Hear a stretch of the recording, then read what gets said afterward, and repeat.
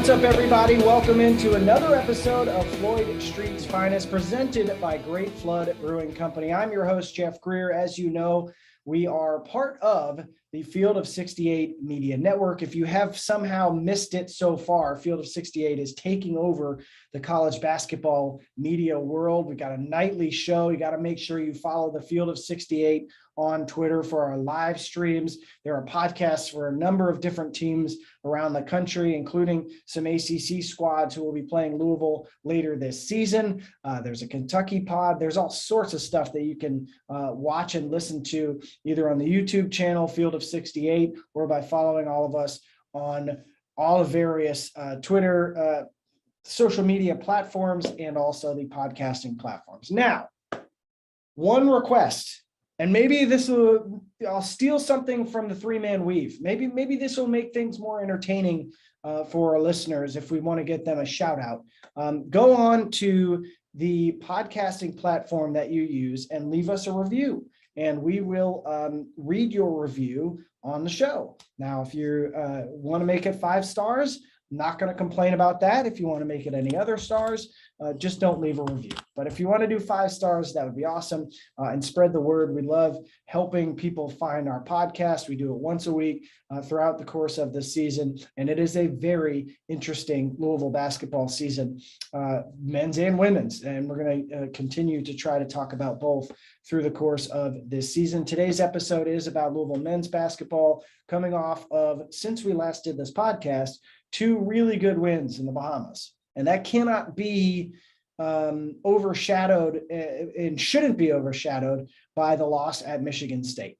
Now, I talked a lot on the radio this week, and I wrote in my newsletter, which people can subscribe to. It comes out Thursday mornings, jeffgreer.substack.com. It is a Louisville men's basketball newsletter. It is really, really difficult to play a top 25 team on the road in one of the toughest arenas in the country. It is very difficult. And that is why I just was not, I was shocked by the reaction on Twitter. And I know that Twitter is only a very small pie slice of the fan base of any team. But man, people were very frustrated with Louisville. And I wasn't prepared for it, one. And quite frankly, I did not think that was the game that warranted that reaction. Now, before I go deeper into that, the performances against Maryland, against Mississippi State were what people had been clamoring for. The physicality, the energy, the effort on the defensive glass especially was really, really, really good. Defense was really good, and they made shots down there. Now, they didn't shoot it great from 3, but they made shots. And our guest today is one Ross McMains. We are going to talk a little bit more about some of the offensive challenges that Louisville is working through and what their next steps are to try to get better in those areas. And of course, when Ross is talking, he's got a lot of really interesting things to explain and talk through about what can get better and what they're working on, how long or short term that is, and what they can take away from some of these games. But here's my thought. Last season's team, and I know, look, it's a whole different vibe than last season, and you're expecting Louisville to significantly improve from last season. I don't see how anyone would watch Louisville through these first 7 games and think that they haven't significantly improved over last season's team. I don't see how you would think that. This is a team that comes back in games, that rallies in games. They came out of the halftime break. They played really well.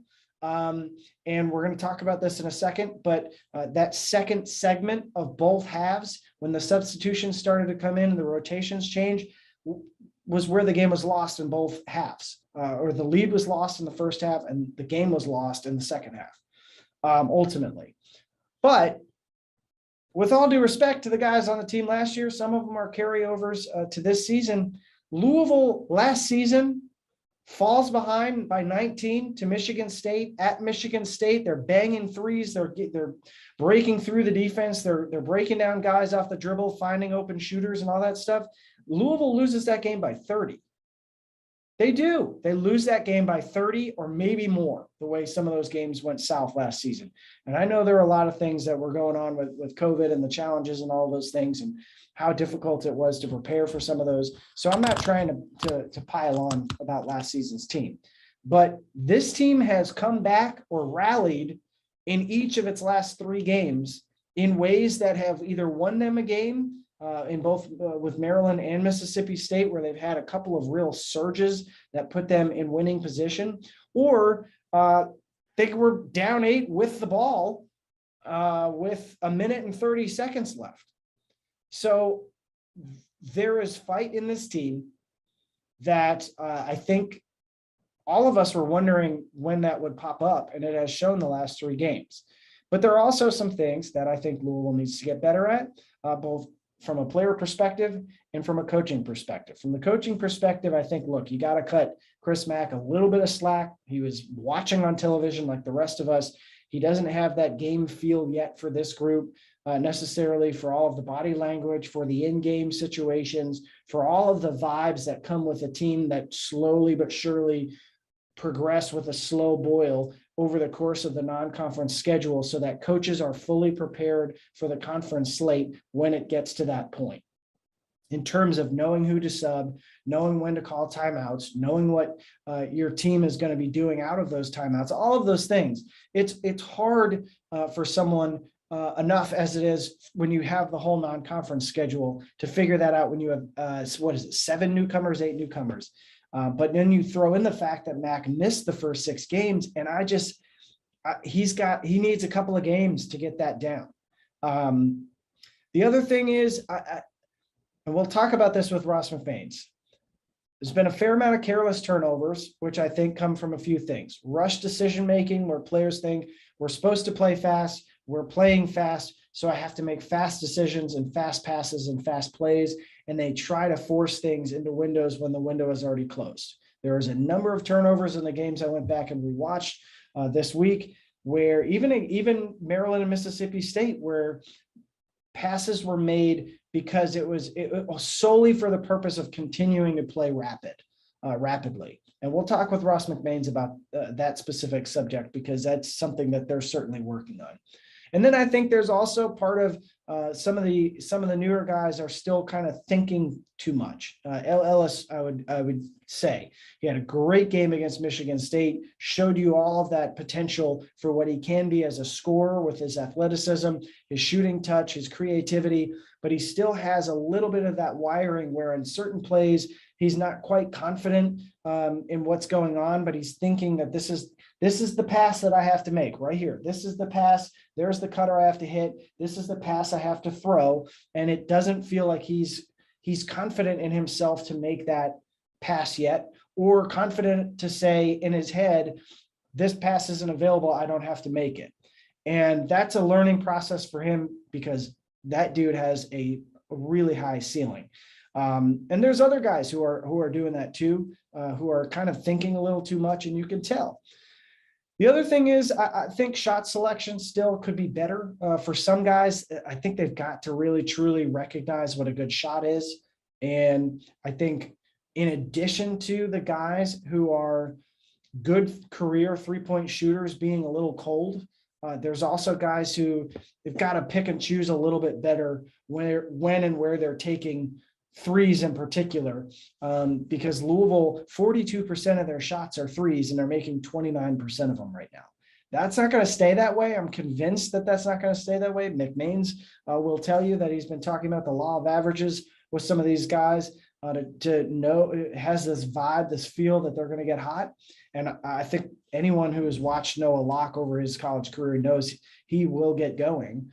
But I still think that there can be better shot selection within that offense. The last thing is I think they need to just be a little bit more incisive with the way that they're playing, executing their offense. And we'll get deeper into that with McMains. He'll explain it way better than I ever could. And Chris Mack was talking about this after the Michigan State game. They still have to do a better job of getting into the lane, creating for others, drawing fouls, and getting more and better open looks. They've been getting good looks, but not great looks at times. And there needs to be a little bit more cohesion on the offensive end and some more breakdown ability from these players. That's why the Ellis emergence in the second half is exciting for Louisville, because maybe he can be the gatekeeper for that and be someone to initiate that part of their offense a little bit more with more minutes. You would think that he has earned after that performance. But I'm so excited to have Ross McMains back on. It's a good conversation. I don't know what else to say. He will explain things in ways that make a lot of sense to people, take ownership over some of the early season challenges, but also really insightful commentary on what they need to get better at. But before we introduce you to Ross McMains, who's making his second appearance on Floyd Street's Finest, let me tell you about our friends over at Great Flood. They're going all out this season during all televised Cardinals women's and men's basketball games. Their drinks are 10% cheaper for the entirety of the game. Tell them I sent you too. Why not? This pricing is available at both our Highlands Tap Room and the Middletown Restaurant. They love hosting you and can't wait to root along with you as we cheer on our Cardinals, they say. Thank you for your loyal support, and go Cards. As a side note, they're now expanding their options in the tap room for the first time in 7 years, offering wine by the glass and bottle, as well as liquor and a cocktail menu coming soon and for Sundays at either location. This is big news. I know our producer, Jack Grossman, loves it. Bottomless mimosas. Also, let me tell you about our friends over at Bet Rivers. If you haven't signed up yet with Bet Rivers, now is the time. College basketball season, what have you been waiting for, is well underway. And they are offering a $250 match bonus for your first deposit. What sets them apart is that they require just one playthrough to turn your bonus into cash money. With their new Rush Pay instant approval, withdrawing your winnings is safer, more secure, and more reliable. With basketball season up and running, get in on the action by going to betrivers.com today or by downloading the BetRivers iOS app. You've got to be 21 years or older. And if you have a gambling problem, call 1-800-GAMBLER. Without further ado, here is my conversation with Ross McMains, who has many insightful things to say about Louisville basketball and the direction that they are headed and the things that they're working on in practice behind the scenes for the Cardinals. All right, we are joined by one Ross McMains. Ross, I'm in a little bit of a different spot than I normally am. The last time we talked, you were also, I think, just kind of settling in to Louisville. We are talking the day after the Michigan State game. So I guess first and foremost, before we get into anything to do with basketball, how are you settling in to life in Louisville? How are things going so far? I'm doing good. Fully settled in. Got my food spots. Got a place to live in. Got a few pieces of furniture. Know my way to work. Know my way back home. So I'm good to go. There you go. All right. Well, let's talk about how this season is going. I feel like it's so hard. I mean, we got like 20 minutes here. It's probably difficult to talk about 7 games that you've played, and you've probably got a lot of different things that come to mind. But where do you feel like you guys are, especially obviously with the offensive side of things and the work that you've put in there? Yeah, I mean, obviously, let's ignore all the challenges that we all know about that have gone on. But beyond that, just keeping it to the court in a vacuum. I mean, like, obviously, we've made some strides defensively, which has been great to see. Certainly in the Bahamas, showed some growth there. And even last night versus a tough Michigan State team, we defended well enough to win that game. And if you take out the turnovers for touchdowns that our offense gave them at times, all right, I think that's a pretty damn good defensive effort. Not perfect in a picture perfect game, you never do, but good enough. And we've made some real growth there from the first 4 games, where I thought at times, like, for being a team that wants to play at pace, when you're constantly walking it up after like dealing with made baskets and fouls and early bonus situations, it's tough to be that. And I think we've taken care of that for the most part. We still have had some early foul trouble that has hurt us at times. But I think on the defensive end, we're starting to find our feet there. We got to keep proving that every night. Offensively, we're still learning. We're still growing. We're still figuring that side out and stuff. And not for lack of effort, not for lack of buy-in from the group. It's a steep learning curve for this group, and we're getting there, and we will get there. I think something that I saw, and I'm guessing for you guys, it's even more so. The last time I recorded this podcast would have been before the Bahamas trip.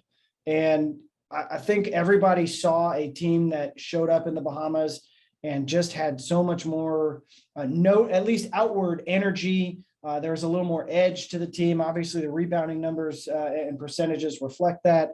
The defensive effort has certainly locked in. It's been really, really good the last couple of games.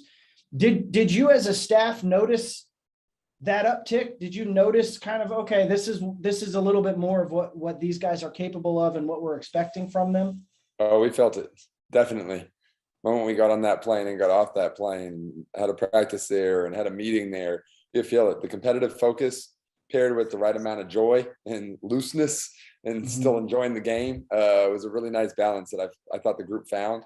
Hopefully we can continue to carry that over back here in the States and stuff. And but like it was very noticeable in terms of right away. You could sense it amidst the group, and like it kind of was one of those ones where you kind of had to be there to feel it. But like it pregame in Maryland, both teams are out on the floor 60 minutes before, and both teams are stretching, and our group was unified and actually like on their own accord, totally on their own accord, like singing together at 9 a.m. on a 10 a.m. game, but like locked in, not loose, not messing around, but locked in, focused. But like, man, the group was connected. It was cool to see. And it was a quiet on the other side of the floor. It was cool to see that we come a long way to get to that point. And it happened pretty organically, and it was cool to see it. Hopefully something we can continue to build on. So I have a few places I want to go with you, Ross, but first and foremost, you've probably picked up on this. Everyone else I have talked to where you come up, I know you're a basketball guy through and through. You pour your life into basketball, and I have so much respect for that. So you probably are much better wired to not quite catch on maybe of all the hoopla that comes with Louisville basketball outside of the program. It's a very intense fan base. And people were disappointed to lose to Michigan State, as I'm sure everyone in the program was too. But my thought process coming out of that game, Ross, was first true road game. You played a couple of games on neutral floors, but this is a first true road game against a very good defensive opponent, especially. They got hot from three. When you looked back at that tape and you've looked at the Michigan State game, take me through, like, with the offense especially, like what are maybe like 2 or 3 things that you're saying, like, okay, for sure today in practice, tomorrow in practice, before we go to NC State, and just long-term as well, like these are things that we've really got to hammer in on to get this offense clicking in a way that you guys are happy with? Yeah, I mean, like, step away from the Michigan State game, obviously that being the focus because it's the latest one, but again, these are issues that have shown up throughout every game so far, for the most part. And sure, in a pressure environment in a big game, a big opportunity that building out the momentum of the Bahamas, it's magnified. But these are the same issues that we faced versus Detroit Mercy, the same issues that we faced versus Furman, versus Navy, even though we won that game. I mean, and like that we're working to improve and making growth with it, but we need to see a breakthrough on it. First, I would say we got to be who we say we are in terms of being a team that plays at pace, and not because we shoot quick shots, but because we play fast and we're afforded great shots that come from playing fast and have the discernment to understand what that is. And then also self-control and the self-awareness and the willingness to have multiple offensive efforts to recognize when it's not gold early in the clock and we have to get to the next phase. But first and foremost, we have to be who we say we are, and being a lag-free team that plays fast off stops and off makes and misses and turnovers. I mean, and we have to truly invest in that with getting 5 guys on the same page, doing that at all times. And again, that's an adjustment, but it's been something we've been talking about for a while. We have to keep committing to that over and over and over again, where the other team doesn't just know that that's what we want to do because that's what they read in an article, but because they feel it in their lungs. Mhm. in the mid second half when they're playing an 8-man rotation and we're playing 10. Mhm.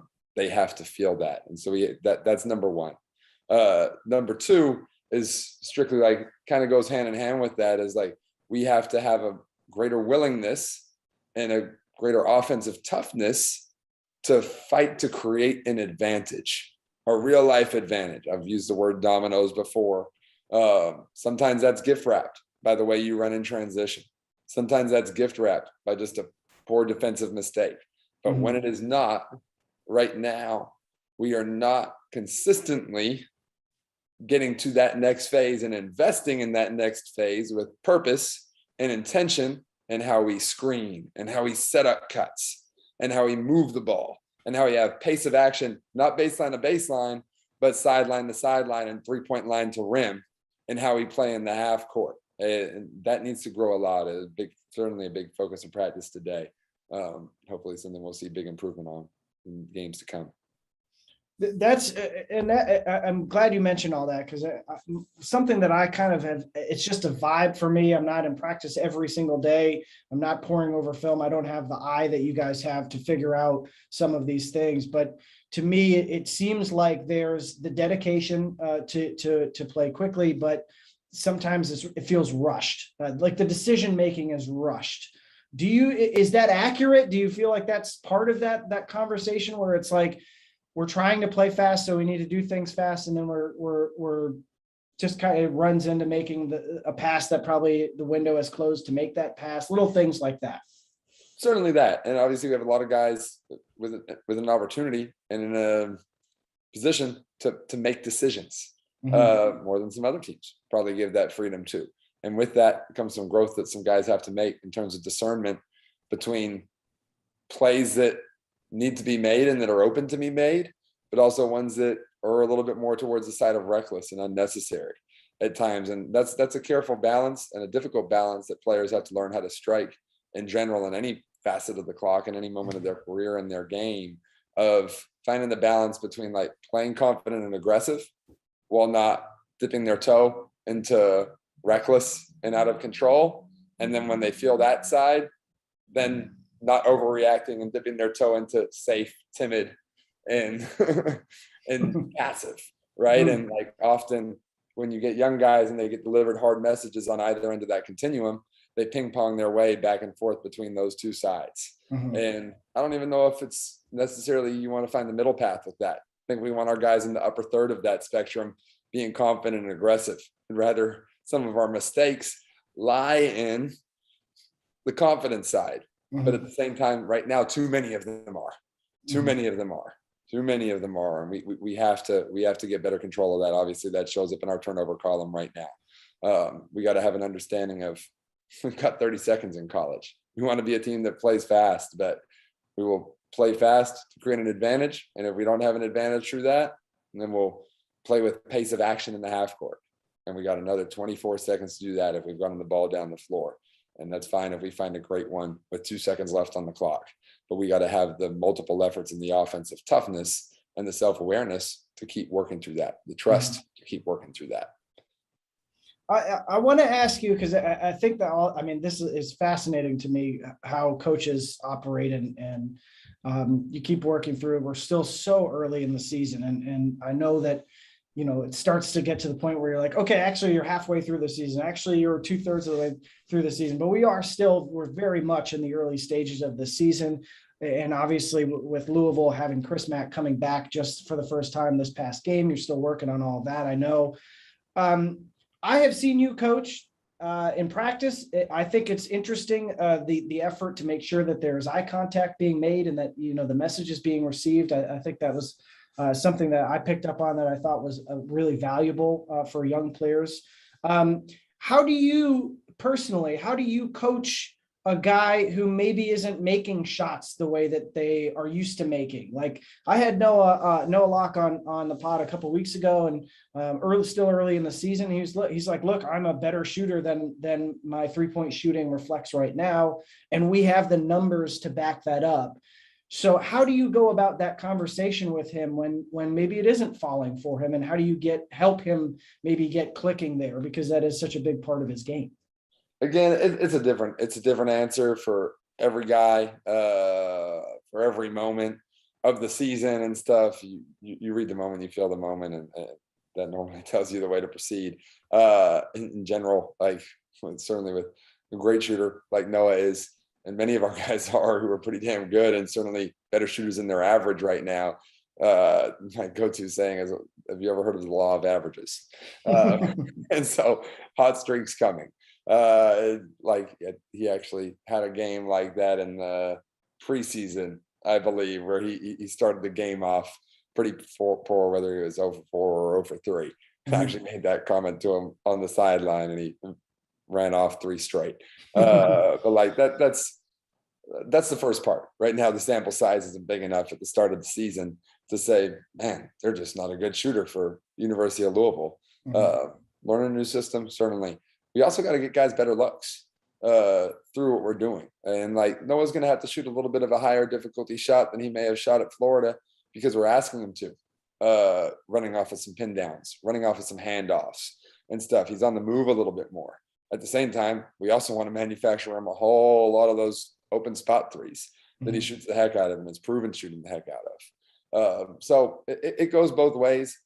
Right now, for us, as much as we want to be able to shoot the 3 and spread the floor and space the floor, the percentage of shots that we're shooting on above the break threes as a whole, as a group, is too high right now.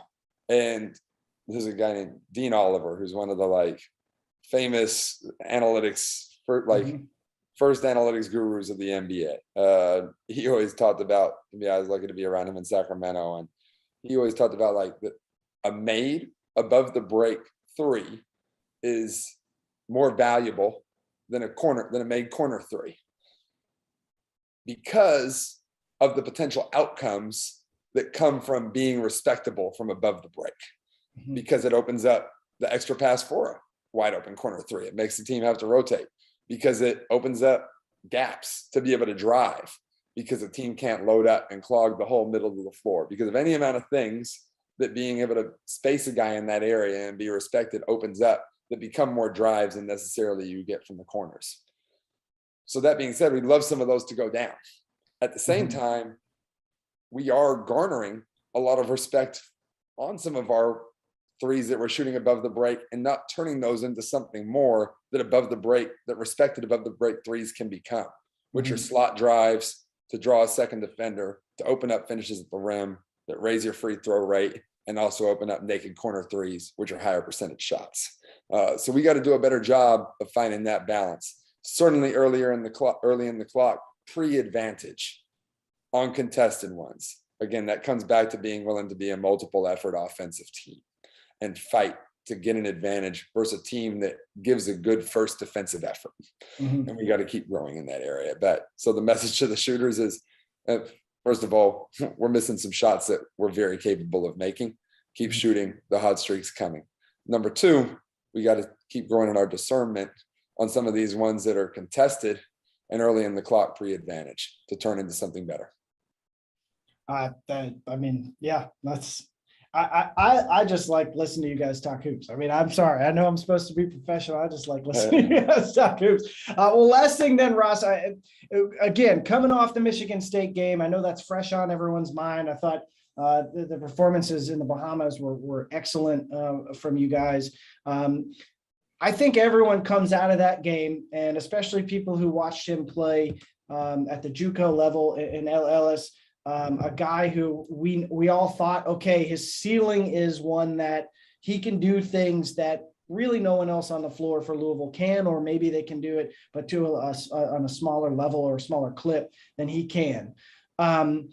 But that game was kind of a reminder and a kind of a welcome to this level game for him, where there's still some of the maybe thinking too much turnovers, but then just the incredible athleticism, the ability to break down defenses, make shots, get into the lane, create for others, score around the rim in a variety of ways. When you have been with him and you're coaching him, you see obviously the talent firsthand. How much do you think that's going to help him going forward to have a game like that? And what applicable lessons maybe came out of that experience that you guys can use to really keep pushing him to play to that level? I mean, L's got some juice. We've all seen that. You guys have seen that and stuff. And his ceiling is really high and has some special stuff that he can do that can really help our team. He's obviously also got a lot of growth to be had, and the amount of growth that he's had since he arrived here on campus in June is amazing. Like, you talk about a coachable guy and a guy willing to take on criticism. It's been really impressive to see that in his dedication to learning, because it's a new thing in a lot of ways and stuff. And I was hyped for him amidst the loss to have a game like he did. First and foremost, to make sure he understands how good he can be at this level. We believe in him. Hopefully he's on the same page now in that regards. He's got to keep being patient.